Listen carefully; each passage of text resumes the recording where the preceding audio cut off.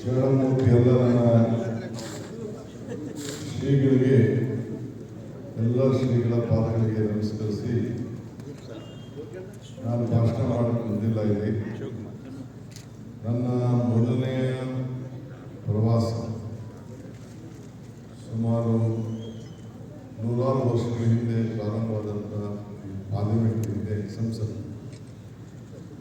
ಇವತ್ತು ನಾವು ಅದನ್ನು ಒಂದು ವಿಶೇಷವಾದಂಥ ರೂಪವನ್ನು ನಮ್ಮ ಅನುಭವ ಮಂಟಪ ಅಂತ ಹೇಳಿ ಹೀಗೆ ಹೊಸ ರೂಪವನ್ನು ಹಿಂದಿಂದನ್ನು ನಾವು ಹೊಸದಾಗಿ ಮಾಡಲಿಕ್ಕೆ ಪ್ರಯತ್ನ ಮಾಡ್ತಾ ಇದ್ದೇವೆ.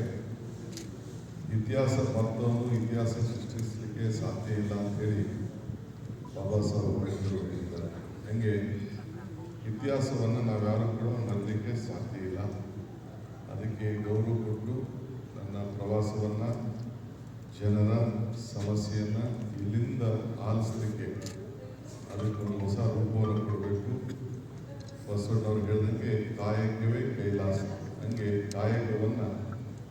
ಕಾಯಕ ಮುಖಾಂತರ ಕೈಲಾಸವನ್ನು ನೋಡಬೇಕು ಅಂತೇಳಿ ನಾನು ಡಾಕ್ಟರ್ ಪರಮೇಶ್ವರ್ ಮತ್ತು ಜಿಲ್ಲಾ ಮಂತ್ರಿ ನಾವೆಲ್ಲ ಬಂದಿದ್ವಿ.